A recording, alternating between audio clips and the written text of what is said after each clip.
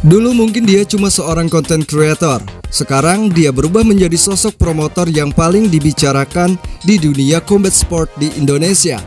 Tapi di balik kesuksesannya membangun Beyond Combat, Celos justru merasa dibenci dari segala arah. Kenapa bisa begitu? And here we go again. Welcome to Nadia. Bencinya banyak. Ada yang benci karena gue deket sama Jackson, sama kakak-kakak. Ada orang yang beneran benci gue karena terlalu sukses.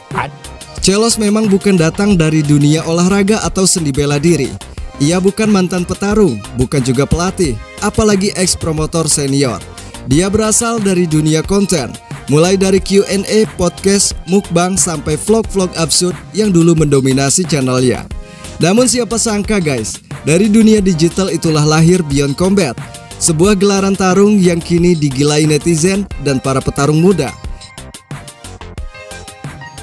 Di saat banyak orang masih sibuk berdebat soal siapa yang layak jadi promotor, Celos sudah tancap gas bikin acara. Dan itu membuat banyak orang geleng-geleng kepala. Beberapa banyak yang kagum, tapi beberapa juga banyak yang juga mulai membencinya. Ada orang yang beneran benci gue karena terlalu sukses. Ada orang yang benci karena gue Cina. Pasti ada sih karena gue botak. Ada yang benci karena gue gak ada wibawanya. Celos bukan tipe CEO yang penuh karisma dan kata-kata manis. Dia frontal, sering nyindir, bahkan meledak-ledak di konten ataupun podcast.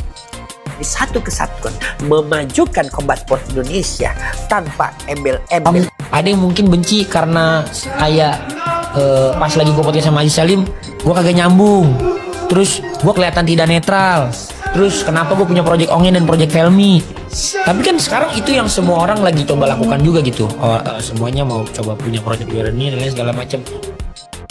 Kalimat-kalimat ini ia lontarkan bukan dengan sedih, tapi dengan jujur dan santai. Sebuah respon terhadap komentar-komentar sinis yang membanjiri media sosialnya. Di mata sebagian orang, gaya Celos ini menyegarkan, jujur, nggak munafik, dan to the point.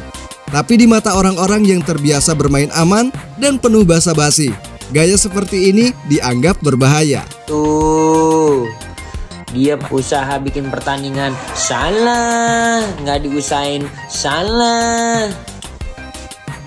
Suka atau tidak, Beyond Combat membuat gelombang baru. Petarung-petarung muda yang dulu tidak punya panggung, kini punya tempat baru untuk bersinar. Banyak yang tadinya hanya main di sasana lokal, kini tampil di acara yang ditonton ratusan ribu penonton online. Event-event lama yang sebelumnya jadi pusat perhatian, pelan-pelan mulai redup. Dan ini bikin orang-orang lama mungkin mulai merasa tergeser. Ada yang benci gue karena memang dibayar buzzer. Sampai ada yang ngaku di YouTube ya, bang gue mantan buzzer. Celos dengan Beyondnya tidak sekedar bikin event. Dia membangun narasi, konflik, dan rivalitas. Sesuatu yang lebih mirip entertainment daripada olahraga konvensional. Tapi justru itu yang bikin penonton betah. Semua fakta saya bongkar di Dazen. Celos juga sempat dituduh tidak netral.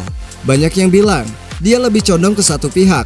Komentar itu makin ramai ketika ia muncul di proyek Ongen dan juga Felmi.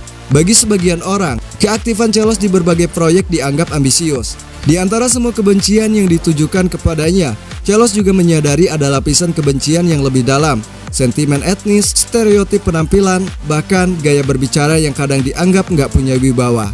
Ada orang yang benci karena gue Cina. Pasti ada deh, Botak gitu ya. ada yang benci karena gue botak. Ada yang benci karena gue gak ada wibawanya. Hal ini semakin membuktikan bahwa di balik suksesnya Beyond ada beban besar yang harus ditanggung. Tidak semua orang suka perubahan, dan Celos adalah wajah dari perubahan itu. Sebagai penutup, Celos bukan sekedar content creator yang nyasar dunia combat sport. Beyond datang bukan hanya sebuah event tarung, tapi sebuah simbol bagaimana industri bisa berubah ketika digital, konflik, dan narasi digabung menjadi sebuah pertunjukan. Dan tentu saja perubahan itu nggak selalu disambut dengan pelukan.